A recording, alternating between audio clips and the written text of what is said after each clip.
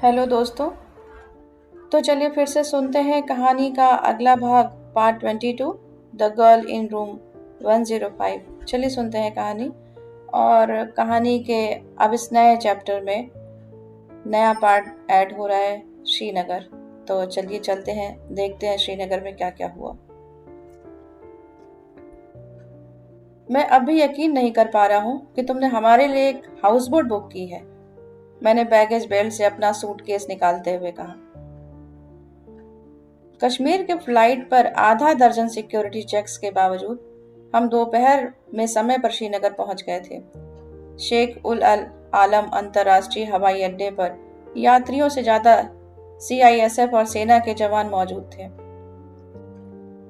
मेरा यकीन करो, तुम्हें वहां बहुत अच्छा लगेगा, सौरभ ने कहा। मैं ड्राइवर को बुलाता हूँ। उसने अपना फोन निकाला और स्क्रीन को देखता ही रह गया। क्या हुआ? मैंने कहा। मेरे फोन में नेटवर्क नहीं है, क्या मैं तुम्हारा फोन इस्तेमाल कर सकता हूँ? मेरे फोन में भी कोई सिग्नल नहीं आ रहा था। हम दोनों ने दो दो बार अपने फोन को बंद करके फिर से चालू किया, लेकिन कोई नेटवर्क नहीं मिला। क्या आपके पास प्रीपेड कार्ड्स हैं? बैगेज बेल्ट पर हमारे एक सहयात्री ने हमसे कहा।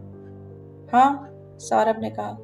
मैंने दिल्ली आने पर प्रीपेड कार्ड लिया था और फिर उसके बाद कभी पोस्टपेड पर नहीं गया। मैं भी, मैंने कहा। वही तो, जम्मू और कश्मीर में दूसरे राज्यों के प्रीपेड कार्ड्स काम नहीं करते हैं, सिक्योरिटी रीजंस। हम एयरपोर्ट से बाहर आ गए। हमने एक आदमी को देखा जो हार्ट के आकार का प्लाकार्ड लेकर खड़ा था और उस पर हमारा नाम लिखा था।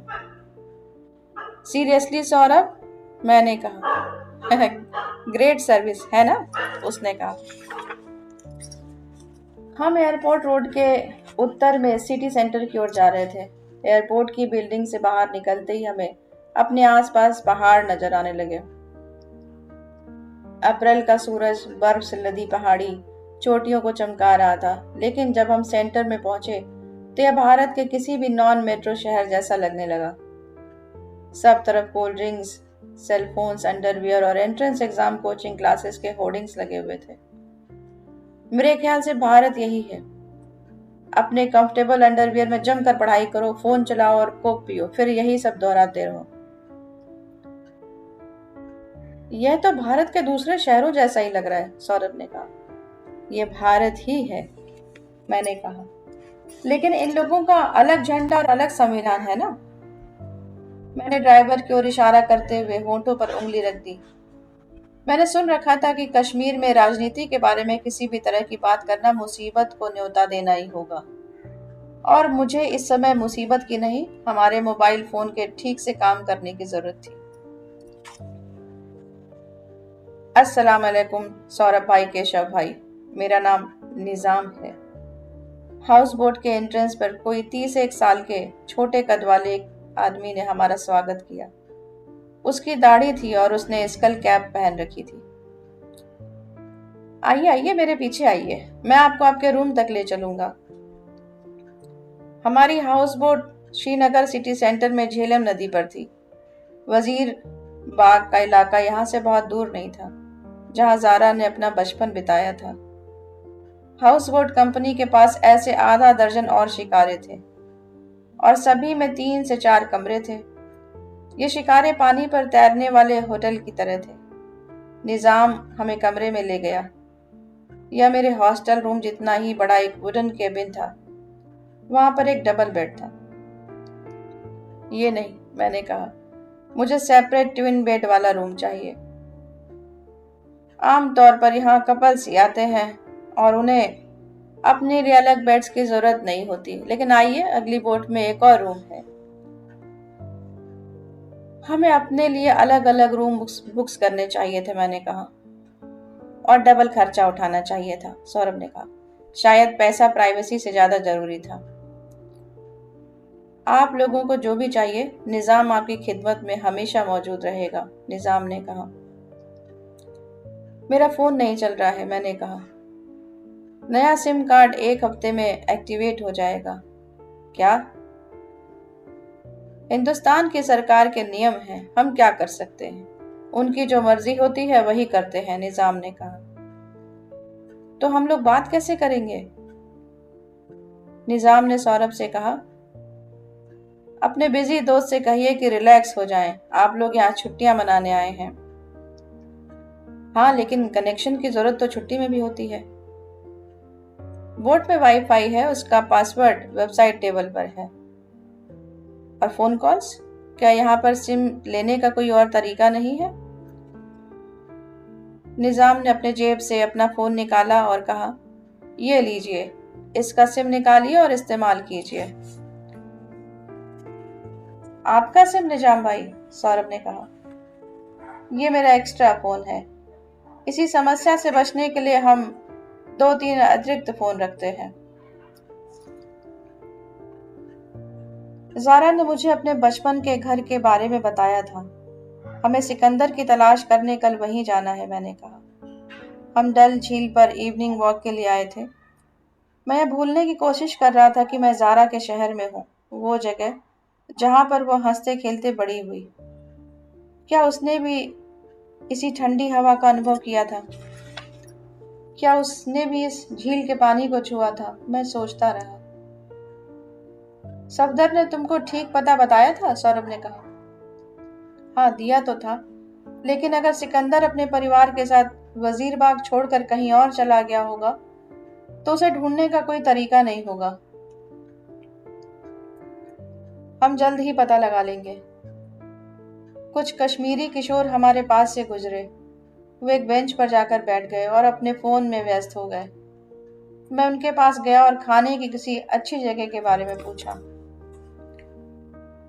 अहदूस रेस्टोरेंट ट्राई कीजिए, हल्की दाढ़ी वाले किशोर ने कहा। शुक्रिया, मैंने उसकी खूबसूरत हरी आंखों को देखते हुए कहा। जब सौरभ और मैं जा रहे थे तो लड़के ने फिर कहा, आप लोग इंडिया के हैं? मैं इस सवाल से चौंक गया। क्या तुम इंडिया के नहीं हो? मैं कश्मीरी हूं, उसने कहा। उसके सभी दोस्त हंस दिए, एक ने तो ताली भी बजाई। लेकिन कश्मीर इंडिया का ही हिस्सा है, मैंने कहा। हमें इंडिया से नफरत है, दूसरे लड़के ने बहुत सामान्य तरीके से कह दिया। नफरत? मैंने कहा। चलो चलते हैं, सौरभ ने कहा। उसके चेहरे पर डर साफ झलक रहा था। आपके मशवरे के लिए शुक्रिया, अब हम चलते हैं। यह सुनकर लड़के हंस दिए। घबराइए नहीं, हम लोग टेररिस्ट नहीं हैं, एक लड़के ने कहा। दूसरे लड़के ने भी यही बात दोहरा दी। ऐसा लगा जैसे वे ये तमाम बातें कहने के आदी हैं। मैं भी राजस्थानी हूँ, लेकिन मैं इंडियन भी हूँ, मैंने मुस्कुराते हुए कहा। अपने देश से नफरत मत कीजिए। इंडिया हमारा देश नहीं है, इंडिया को हमसे कोई सरोकार नहीं। मैंने कहा, चलो। सौरभ ने मेरी पसलियों पर कोहनी मारते हुए कहा। वह सही था। मैं अपने ही इस नियम को तोड़ रहा था कि कश्मीर में पॉलिटिक्स की बात नहीं करनी है। तुम्हारे नाम क्या है? मैंने सौरभ की अनदेखी करते हुए कहा। मैं करीम हूं और ये शाकिब है, हरी आंखों वाले ने दूसरे की ओर इशारा करते हुए कहा। बाकी के तीनों लड़के अपने फोन में ही उलझे रहे। तुम लोग क्या काम करते हो? वे एक दूसरे की ओर देखने लगे। पढ़ाई, मैंने कहा। उन्होंने सिर हिलाकर मना कर दिया। काम? उन्होंने फिर से सिर हिलाकर मना कर दिया। हम कुछ नहीं करते हैं, यहाँ पर कोई काम ही नहीं है, करीम ने कहा। यहाँ तो मूवी थिएटर भी नहीं है जहाँ पर बेरोजगार लोग जाकर बैठ सके, दूसरे ने कहा और सभी हंस दिए। सौरभ मुझे वहां से खींच कर अपने साथ ले गया, लेकिन करीम की हरी आंखें मुझे देर तक याद आती रही। कल तुम उन लड़कों से क्या बात करने लगे थे? सौरभ ने कहा। हमने अपनी हाउस बोट से एक लेफ्ट टर्न लिया था और वजीरबाग जाने के लिए झेलम नदी के किनारे किनारे चल रहे थे। हम फलक रेस्टोरेंट वाली गली में मुड़ गए। ज़ारा के पुराने पते का यही लैंडमार्क था। मेरी दिलचस्पी जाग गई। तुमने देखा नहीं? उसने किस अंदाज में पूछा कि क्या हम इंडिया से हैं। शायद उसे लगा कि तुम विदेशी हो। मैं दाल रोटी की तरह देसी दिखता हूँ। और फिर उसने कहा, मैं इंडियन नहीं हूँ, मैं कश्मीरी हूँ। इन लोगों के साथ क्या गड़बड़ है? आप तुम समझे कि यहाँ पर इतनी आर्मी क्यों है? भगवान का शुक्र है, उनके बिना तो यहाँ डर के मारे मैं मर ही जाता। सौरभ ने सड़क के कोने की ओर इशारा किया, जहाँ सेना के 4 जवान खड़े थे और सभी आने जाने वालों पर नजर रखे हुए थे। यहाँ के लोग इंडियन आर्मी से ज्यादा नफरत करते हैं, मैंने कहा। उन्हें वो अपना दुश्मन मानते हैं। जारा मुझे इस सब के बारे में बताती थी, लेकिन बात केवल इतनी ही नहीं है। एहसान फरामोश लोग हैं। अगर यहाँ पर हमारी आर्मी नहीं होती तो पाकिस्तान इस जगह को नर्क बना चुका होता। बात इतनी सरल नहीं है। लोगों के मन में आर्मी को लेकर बहुत गुस्सा है। शायद हमें इन लोगों की बातों को ध्यान से सुनना चाहिए। खैर, पलक कहाँ पर है? हमने रेस्टोरेंट के पास एक पान वाले को पता दिखाया। आप लोग सिकंदर से मिलना चाहते हैं? सिकंदर लोन से, पान वाले ने पान के 2 पत्तों पर चूना लगाते हुए कहा। हाँ, क्या वो अब भी यहीं रहता है? आप लोगों को उससे क्या काम है? पान वाले ने पान में मसाला डालते हुए कहा। हम दिल्ली के उसके दोस्त हैं, मैंने कहा। सौरभ ने हैरत से मेरी ओर देखा। मैं मुस्कुराता रहा। तब तो आप लोगों को पता होना चाहिए कि 2 साल पहले तक वो और उसकी माँ फरजाना यहीं रहते थे, लेकिन अब वो कभी कभार ही यहाँ पर आता है। आपको पता है अब ये लोग कहाँ रहते हैं? सुना है फरजाना बेगम तो राजबाग चली गई हैं, अहदूस होटल के पास। और सिकंदर? सिकंदर का कोई ठिकाना नहीं है। आज यहाँ तो कल कहीं और।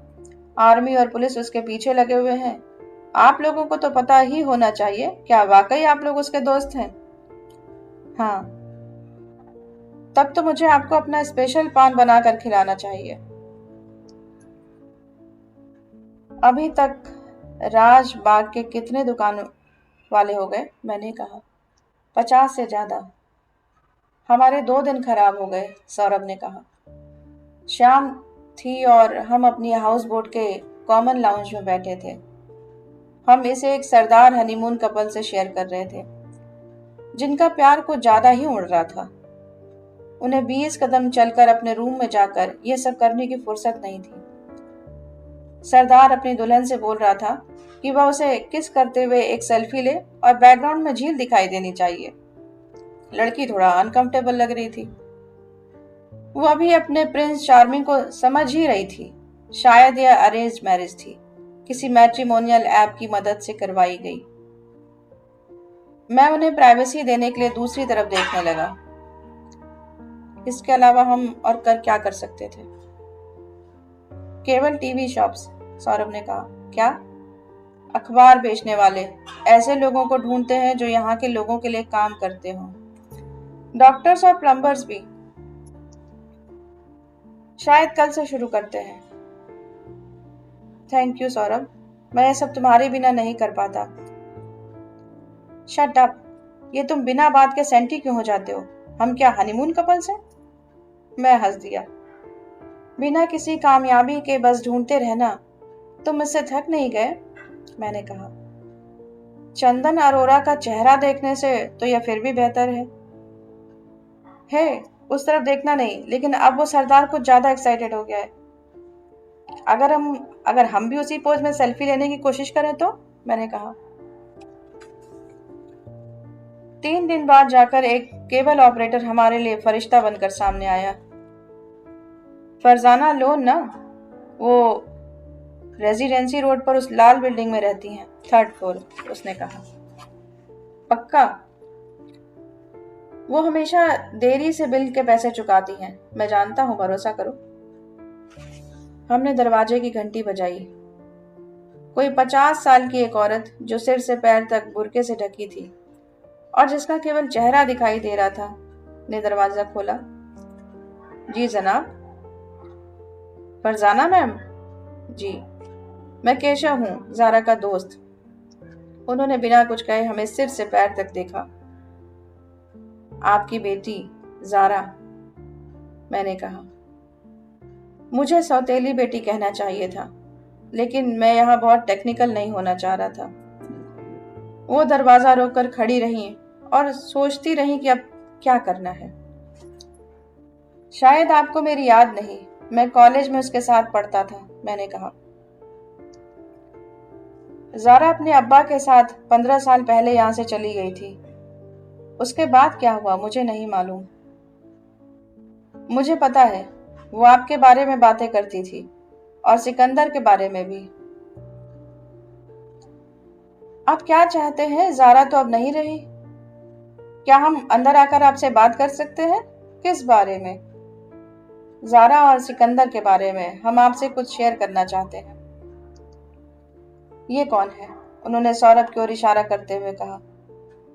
ये मेरा सबसे अच्छा दोस्त सौरभ है। हम दिल्ली से आए हैं। आपका पता लगाने में हमें 1 हफ्ता लग गया है। उन्होंने आंखें सिकोड़ ली। कहीं तुम लोग आर्मी से तो नहीं? तुम झूठ तो नहीं बोल रहे? नहीं आंटी, मैंने कहा और अपना पर्स निकाल लिया। ये देखिए, आईआईटी से मेरा स्टूडेंट आईडी। ज़ारा इसी कॉलेज में पढ़ती थी। और ये मेरा ताज़ा विजिटिंग कार्ड।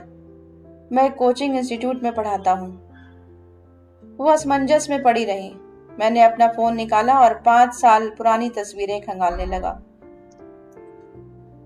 ये देखिए आंटी, ज़ारा और मैं कॉलेज कैंटीन में। उस तस्वीर में ज़ारा और मैं अपने बोनविटा के कप के साथ पोज दे रहे थे। हम दोनों की ही अगले दिन इंडिविजुअल असाइनमेंट्स की डेडलाइन थी। हमने सुबह तक काम किया था और काम खत्म करके बिस्तर में घुस गए थे और दोपहर तक सोते रहे थे। मेरा सिर चकराने लगा। जब मैं ज़ारा को भूल ही नहीं पा रहा था तो आगे कैसे बढ़ सकता था। मैंने कसम खाई कि मैं उसकी सभी तस्वीरें डिलीट कर दूंगा। अंदर आ जाइए, मेरा घर बहुत छोटा सा है, माइंड नहीं कीजिएगा, फरजाना ने कहा। तो दोस्तों, उम्मीद है आपको कहानी पसंद आ रही होगी। पसंद आ रही है तो लाइक कीजिए, शेयर कीजिए, सब्सक्राइब कीजिए and press the bell icon, जिससे आगे की सभी कहानियों के नोटिफिकेशन आपको मिलते रहें। Thank you so much. सुनते रहिए कहानी, बने रहिए हमारे साथ। Story time with Aarti.